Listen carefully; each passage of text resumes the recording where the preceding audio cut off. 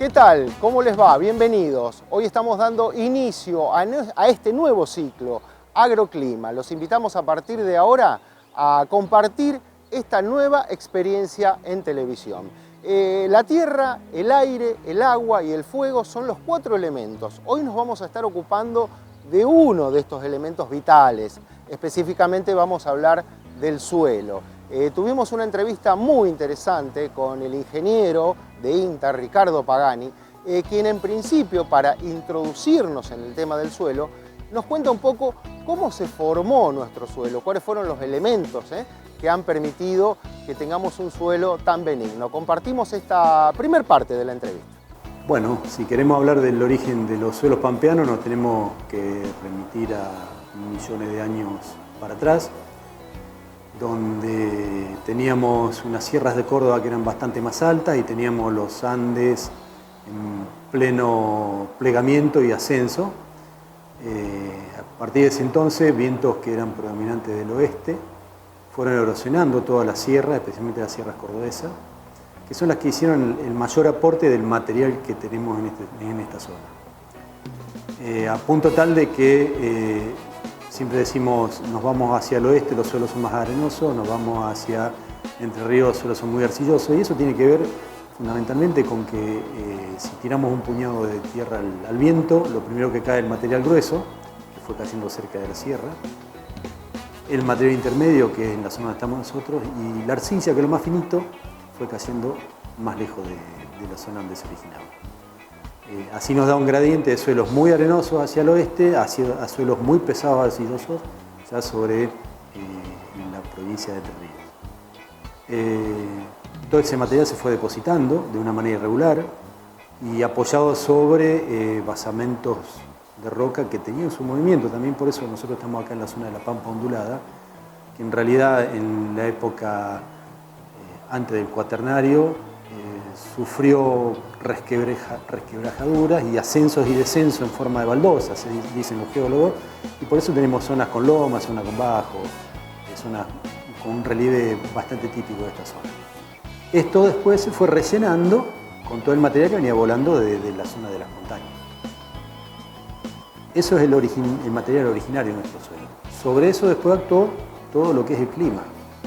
Temperaturas, lluvias, se empezó a establecer algún tipo de maleza, de material vegetal que fue colonizando las raíces.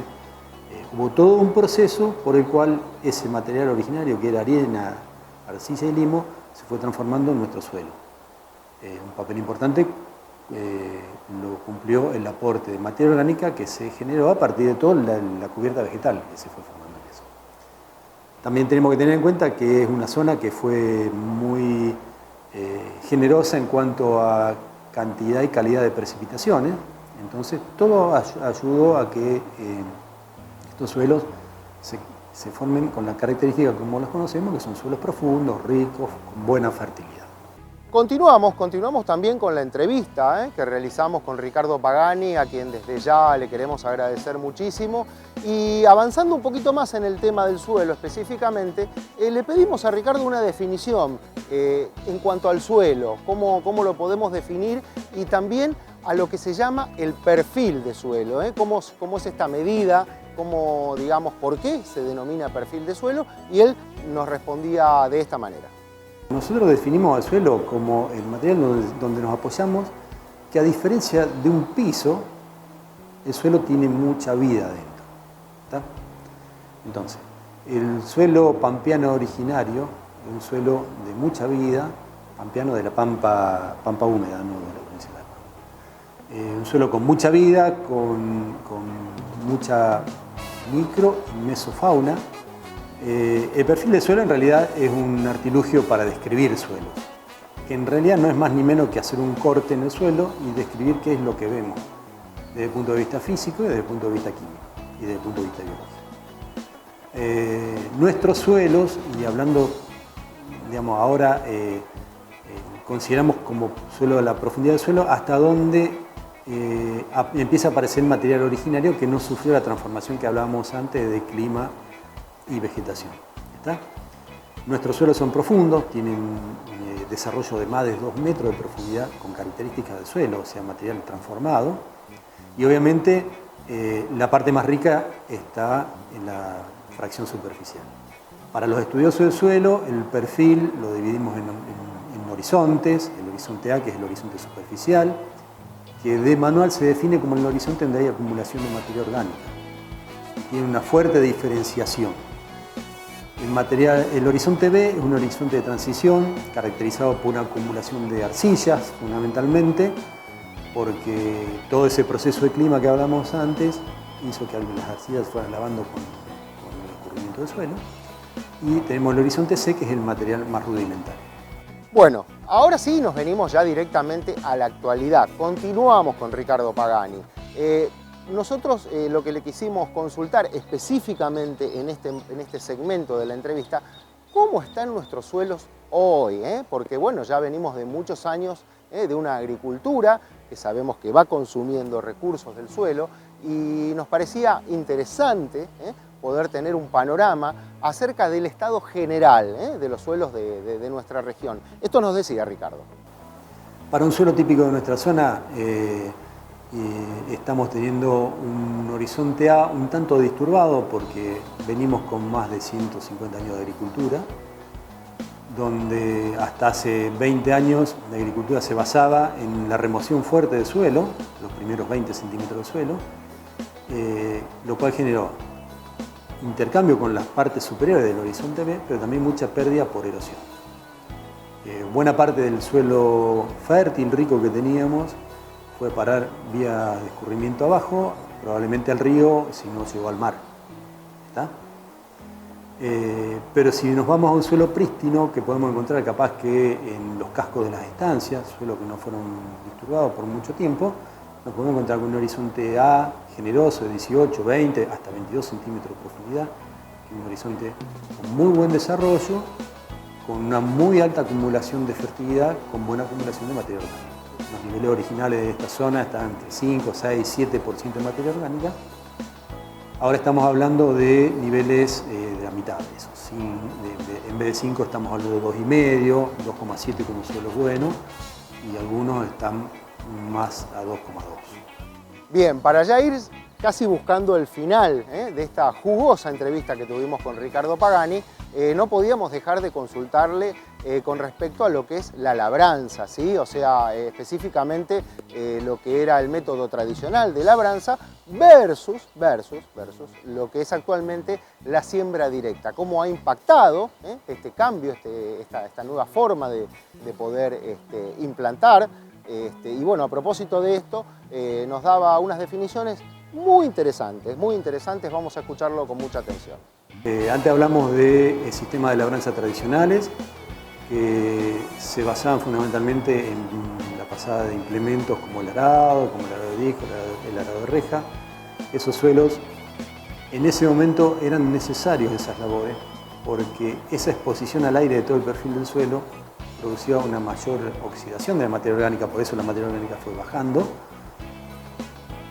que a su vez ponía a disposición de los cultivos mayor cantidad de nutrientes. Y la siembra directa tiene una característica. La siembra directa en sí misma no es ni buena ni mala. Como cualquier tecnología, depende cómo la usemos. Una siembra directa bien realizada, tenés la ventaja de que, primero, mantenés todos esos espacios porosos que hablábamos al principio, los mantiene y los favorece. ¿Por qué? Porque mantenemos la estructura de una raíz que se crió en el verano pasado, una raíz de maíz que penetra hasta 1 metro de profundidad. Cuando se muere la planta de maíz, esa raíz se descompone y queda un canalcito por donde entra aire y donde entra agua. Ni hablar si algún gusano blanco hizo un orificio y cavó una galería, el movimiento de las lombrices, otro tipo de vegetales. Todo eso se mantiene y hace que el suelo tenga mayor capacidad de absorber agua, porque son canales que entran directamente al suelo, y a su vez un mejor intercambio gaseoso con las raíces de los cultivos.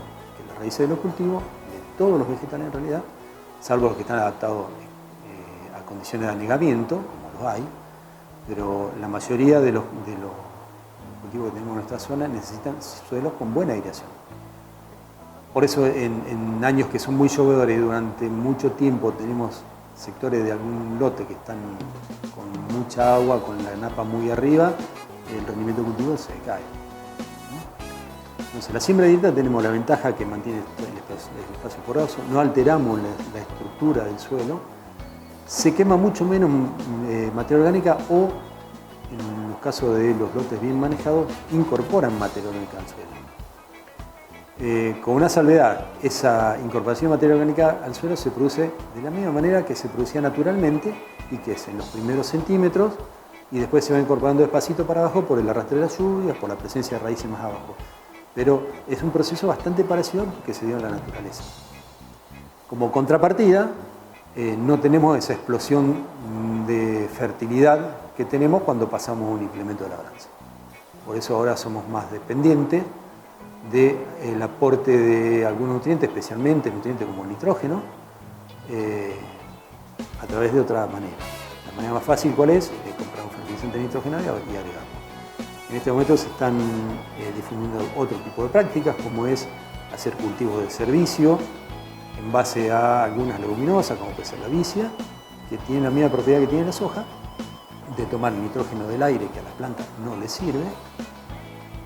Las bacterias que están en simbiosis en la raíz de estos vegetales toman ese nitrógeno y lo transforman en nitrato, que sí es la forma que les sirve para nutrirse. Hay que ajustar algunas cuestiones, hay que aprender a manejar estos cultivos de servicio, como les llamamos, y si uno por ahí presta atención, en el mundo ya está haciendo bastante ruido el tema de cambio climático. Un técnico de INTA demostró perfectamente bien que la siembra directa es una tecnología, una práctica, que si se produce correctamente, una técnica que capta carbono del suelo y lo incorpora al suelo. Del aire y lo incorpora al suelo. O sea, que serviría para fijar stock de carbono del aire. O sea que, si pensamos en términos de cambio climático, la siembra directa es muy favorable. Y para finalizar, para ir cerrando esta nota que a lo mejor ha sido un poco extensa, pero nos parecía apropiado poder desarrollar correctamente el tema en los tiempos que corresponden, para finalizar lo consultamos acerca del clima, una cuestión que viene preocupando a los productores agropecuarios, si bien en estos últimos días vemos que las precipitaciones están favoreciendo tanto a los cultivos de soja como a los de maíz, pero lo consultamos a Ricardo a propósito de qué dicen los pronósticos a largo plazo, ¿sí? Con respecto a cómo puede darse, cuáles pueden ser las características climáticas del verano. ¿Qué dicen los pronosticadores de ahora en más? El clima de nuestra zona está determinado por tres, como llaman ellos, anomalías. Una anomalía es el Niño, que tiene que ver con las temperaturas que se producen sobre el Pacífico Central, especialmente para nosotros lo que es al frente de Ecuador, toda esa zona.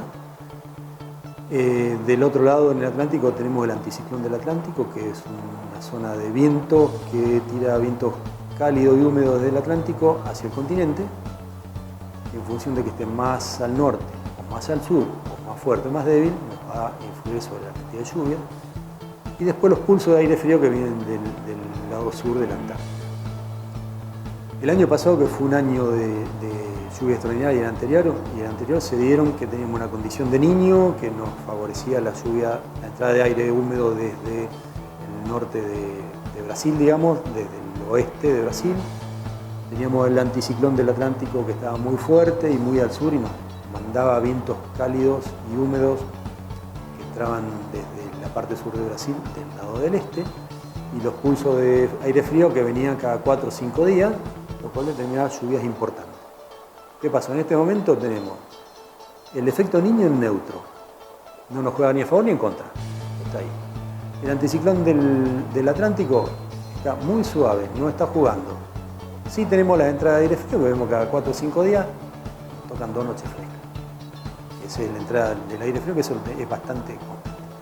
Pero nos estaba faltando, y encima hasta mediados de diciembre se había instalado sobre el centro del país una zona de alta presión que no dejaba entrar los pobres vientos húmedos que venían desde los dos océanos. Ahí tuvimos ese periodo donde no ocurrieron precipitaciones importantes. Ese centro de alta presión se fue aflojando, ya no está jugando y ahora estamos esperando que, si bien los pulsos de aire frío los vamos a tener, estamos esperando las entradas de aire caliente, fundamentalmente del Atlántico. Los pronosticadores dicen que vamos a tener un enero con lluvias buenas y una mitad de enero con lluvias buenas. Siempre aclaran, en algún momento se va a producir el bache porque ese bache lo vamos a tener siempre, por una cuestión geográfica. Pero son optimistas a que vamos a tener un enero y febrero con precipitaciones buenas. Muy bien, hacemos un breve intermedio y ya vamos a estar continuando con Agroclima. Les quiero decir que vamos a agradecer a todos nuestros auspiciantes. Hoy por cuestiones de tiempo no podemos emitir ninguno de los spots publicitarios de todos aquellos que nos están acompañando ya en el inicio del programa. Muchísimas gracias por apostar y por creer en este nuevo emprendimiento, y muchísimas gracias también a toda la gente que está trabajando detrás de cámara, que ustedes no lo saben, pero son muchos. Hacemos un intermedio de 2 segunditos y continuamos con el programa. Lo que se viene es una nota muy interesante con el gerente de AFA, Juan José Mora, con declaraciones interesantes para tener en cuenta con la actualidad de la cooperativa y algunos temas que realmente interesan a todos los productores agropecuarios.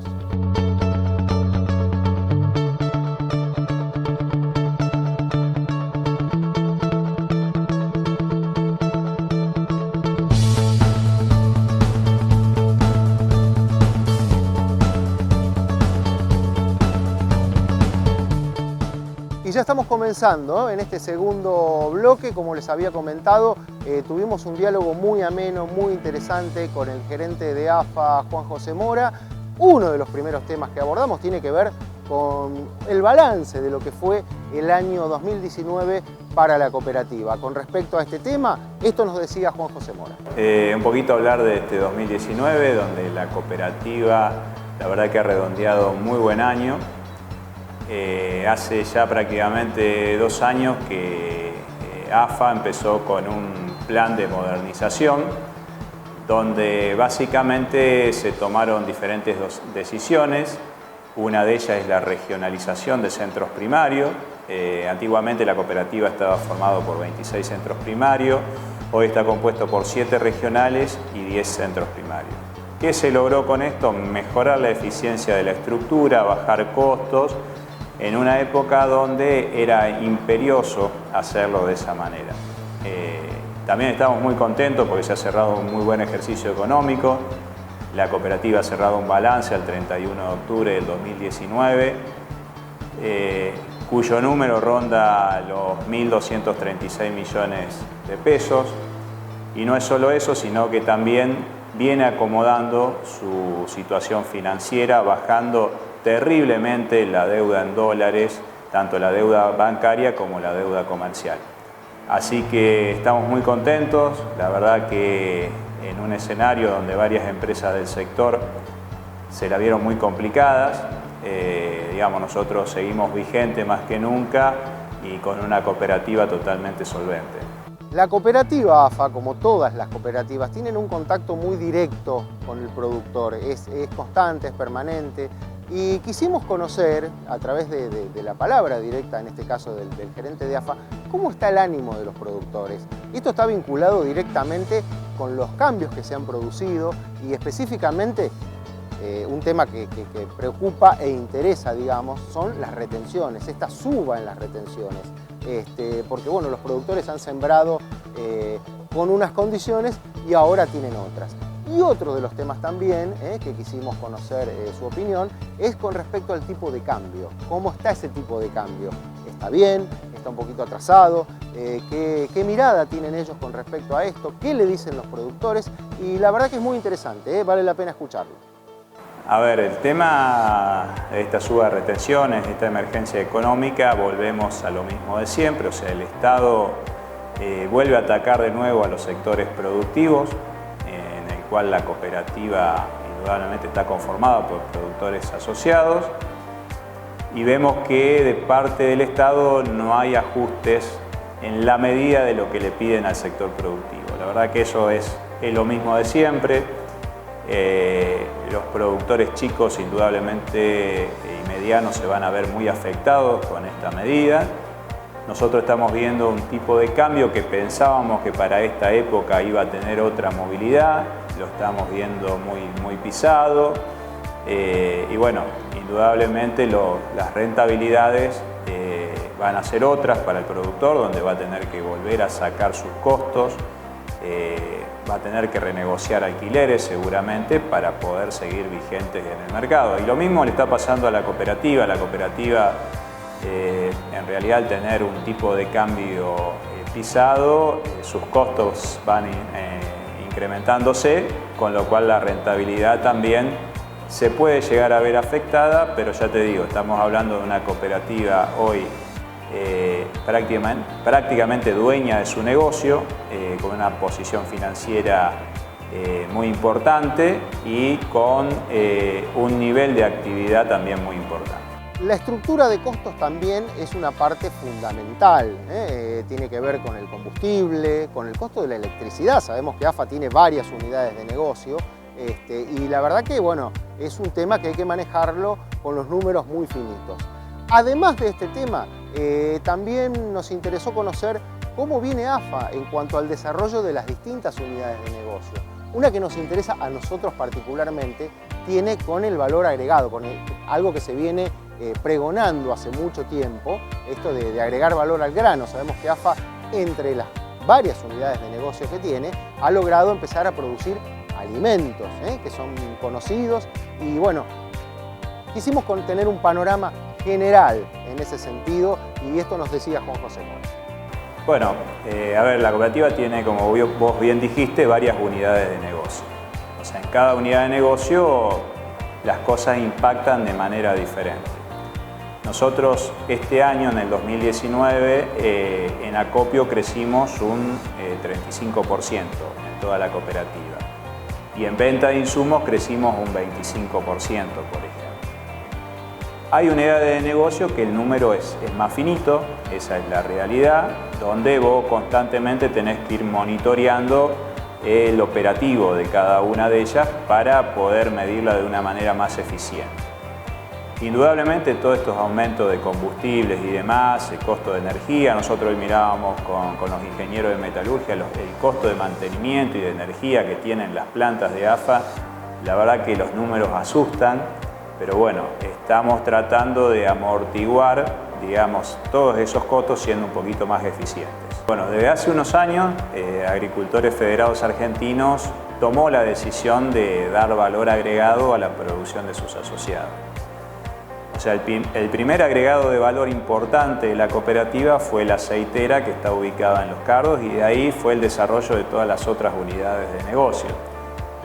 Hoy, dentro de las más importantes, te puedo destacar un molino harinero totalmente tecnificado que está ubicado en la localidad de San Martín de las Escobas, una planta formuladora en San Nicolás, donde AFA produce no solo para consumo propio, sino para terceros, formula y produce fitosanitarios. Y también estamos hablando de una planta de balanceados en la localidad de Arteaga y te la enumero como las más importantes, ¿no es cierto? Y después hay otras unidades de negocio también que se están desarrollando. En cuanto al agregado de valor en productos marca AFA, tenemos aceites comestibles, tenemos mayonesas, tenemos legumbres secas y envasadas. O sea, la cooperativa se ha ido diversificando en esas unidades de negocio, donde, a ver, la realidad es como todo, algunas le va un poquito mejor, otras no tanto, pero gracias a la estructura de la cooperativa, hoy todas están encaminadas y están funcionando. Para ir cerrando y no ocupar demasiado tiempo yo, sino que me interesa de que hablen los protagonistas, como en este caso es el gerente de AFA. Algunas reflexiones que nos dejó Juan José Mora que nos parecen interesantes a pesar de toda esta situación, bueno, la cuestión de los costos, la cuestión de la rentabilidad. AFA sigue apostando, vemos que sigue apostando con respecto a sus diferentes unidades de negocio, al desarrollo de la cooperativa para brindar más y mejores servicios. Y por otro lado también nos deja algún comentario con respecto a lo que pueden ser fundamentalmente, que es lo más cercano que tenemos, los rindes de maíz aquí en nuestra zona y en la región. Bueno, hoy estamos prácticamente con una campaña de maíz ya definida, gracias a Dios, en esta zona, lo cual estamos proyectando un muy buen acopio por, estimamos muy buenos rindes, por lo menos en esta zona. No así en nuestras oficinas de Córdoba, donde el maíz se vio afectado por falta de lluvia. Lo que pasa en Argentina es muy loco, ¿no? Porque vos sembrás el maíz con unas condiciones y lo vas a estar trillando con otra, ¿no? Es imposible proyectar, es un país que se complica para cualquier empresa, para cualquier empresario, y nosotros estamos hablando de productores que están apostando continuamente a la producción. Yo siempre digo que las cooperativas, a diferencia a veces de empresas privadas, no llevan su rentabilidad a paraísos fiscales, sino que la terminan distribuyendo en la zona donde están ubicadas. La cooperativa tiene presencia en más de 140 localidades de la República Argentina. Tiene 1.600 empleados permanentes. ¿tá? Y con esta apuesta en el agregado de valor, termina retribuyendo en las economías regionales toda esa derivación que tiene justamente el agregado de valor en unidades de negocio. Yo creo que ese es el valor más importante de las cooperativas. Como te dije antes, la cooperativa no lleva a paraísos fiscales sus rentabilidades, sino que la termina volcando en las sociedades donde tiene presencia, en las localidades donde tiene presencia. Y creo que una forma también de defensa del pequeño y mediano productor ante los monopolios, como vos bien mencionaste, con lo cual creo que celebro que tengan vigencia las cooperativas en nuestro país.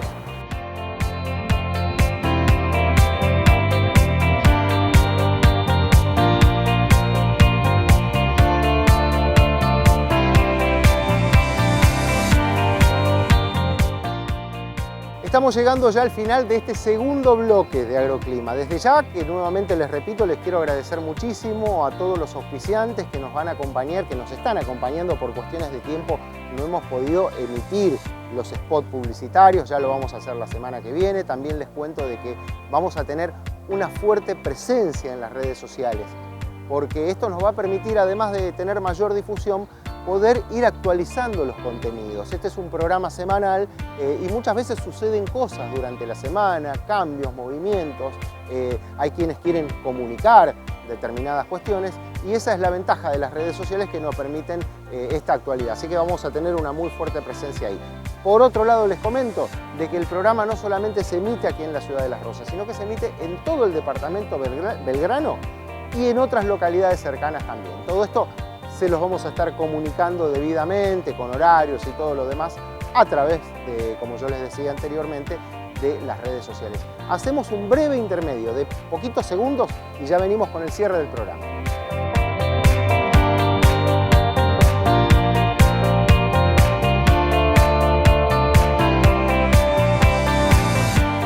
El desarrollo de la tecnología es uno de los temas que vamos a estar incorporando aquí a nuestra agenda de Agroclima. En este caso les quiero presentar una nota que tiene que ver con la fusión de dos empresas que han logrado desarrollar un dron para la pulverización. En principio es un prototipo donde va a cubrir pequeños espacios de terreno, estamos hablando de aproximadamente 2 hectáreas, pero están apuntando a llegar a mayor cantidad. Por eso nos parece fundamental tener siempre este tipo de información para poder compartirla con ustedes, porque bueno, hoy en el mundo, no solo aquí en Argentina, es fundamental toda la apuesta que se haga en cuanto a la aplicación de tecnología y sabemos que el sector agropecuario es el más dinámico de todos en cuanto al desarrollo tecnológico. Vamos a compartir esta breve entrevista. Bueno, el proyecto es, como bien decía, la fusión de dos empresas que nos juntamos para llevar a cabo el diseño y la construcción de un dron pulverizador. Y para llegar a un dron pulverizador, porque parece tan sencillo, pero seguramente hay un montón de cosas que amalgamar y que funcione, ¿no? Sí, el dron es una cosa, la pulverización es otra, totalmente distinta, y bueno, juntamente las dos empresas nos juntamos para sumar esfuerzos y desde Texo aportar lo que es dron y software, y de Agrospray todo el conocimiento y el know-how, digamos, de lo que es pulverizaciones. ¿Y vos qué parte te tocó? La parte del dron. Estamos en hardware más que nada y electrónica del dron. ¿Cómo arrancaste como para para empezar a construir un dron que no es tan chiquito, sino un dron bastante grande para sostener también bastante peso en líquido? Bueno, nosotros venimos trabajando con mi compañero con drones más chicos y esto fue básicamente escalarlo. Empezamos a estudiar los motores, a hacer cálculos de estructurales y a dibujarlo y hoy está acá construido. Bueno, y también cómo se llega a tener la autonomía en baterías también para tener, ser sostenible en el aire con el peso y todo eso, ¿no? Porque eso también debe demandar bastante autonomía. Claro, nosotros estamos usando un tipo de batería que es de litio-ion, que es un material que tiene mayor densidad de carga que otro tipo de batería, y por ahora las pruebas del prototipo las estamos haciendo con esa batería, que también tiene tiene más ciclos de vida útil que el otro tipo de batería utilizado. Bueno, yo estuve más en la parte del desarrollo del software. Lo que se hace ahí, previamente se hace un vuelo con otro tipo de dron, se hace un mapeo, y con la información que se recolecta con ese dron, es decir, con la prescripción que se crea, se crean los polígonos de donde se quiere pulverizar, y en base a esos polígonos este dron va abriendo las coordenadas, es decir, abre las coordenadas del polígono y va aplicando sobre el cultivo, sería. Bueno, y con la gente de Agrospray, que tiene mucha experiencia también en lo que tiene que ver con la parte de pulverización, y ¿cómo se maneja la deriva con este tipo de cosas? Bueno, sí, desde Agrospray lo que estamos aportando justamente es eso, la experiencia, el conocimiento en todo lo que respecta a las pulverizaciones. Hoy tenemos el prototipo de dron armado, estamos empezando a hacer las pruebas de pulverización, las pruebas de deriva también, si bien lo venimos manejando nosotros hace ya más de 15 años en el mercado con otros tipos de productos como ser equipos pulverizadores terrestres, aéreos. Este es un gran desafío con el dron también, porque bueno, es otro tipo de herramienta, pero hay muchos métodos químicos que son a través de productos antiderivas, métodos como uso de pastillas antiderivas y protocolos que nosotros también solemos diseñar a nuestros clientes y trabajar en conjunto, porque varía mucho según la dirección de donde viene el viento, qué cultivos cercanos tengas y demás, así que en todo eso es lo que estamos trabajando y aportando de conocimiento. Sí, en una primera etapa es para cultivos intensivos, más que nada por el tema del gran desafío que tenemos, que es superar la autonomía del dron. Y no descartamos la posibilidad de encontrarle la solución a esa autonomía para llevarlo después a cultivos extensivos. Cuando hablamos de cultivos intensivos, también estamos pensando en los semilleros, tanto de soja, maíz y demás, donde tienen a veces superficies más chicas que una producción agrícola extensiva y que tienen que pulverizar un poco más seguido y tratar de no pisar para no estar perdiendo tema de semillas. Bueno, creemos que esta es una excelente herramienta para eso también. Contame qué autonomía hoy están teniendo a través del tanque que tienen aplicado en el dron. Mira, con la carga de 20 kilos estaría volando entre 20 y 25 minutos, más o menos esa es la autonomía que tenemos. ¿Y la cantidad de superficie que estarían abarcando, más o menos, cuánto estamos hablando? Mira, por la tasa de descarga que está ahora configurado son 2 hectáreas aproximadamente. La idea es bajar un poco el volumen. Y de esta manera estamos llegando al final de esta nueva experiencia, la experiencia que yo denomino agroclima. Un poco la temática del programa, ya la he ido adelantando, tiene que ver con el clima, el agro, la interacción de ambos, que es fundamental, el medio ambiente, por supuesto, la producción, la economía, que tienen que ver con las cuestiones básicas que nos rodean y que están vinculadas también directamente con el bienestar de nuestra sociedad. Yo les quiero agradecer particularmente a todos ustedes que están del otro lado, que nos permiten entrar por un ratito en vuestros hogares. La cita es para la próxima semana, seguramente desarrollando diferentes temas para poder seguir conociendo una parte, un pedacito de la realidad que nos rodea. Muchas gracias.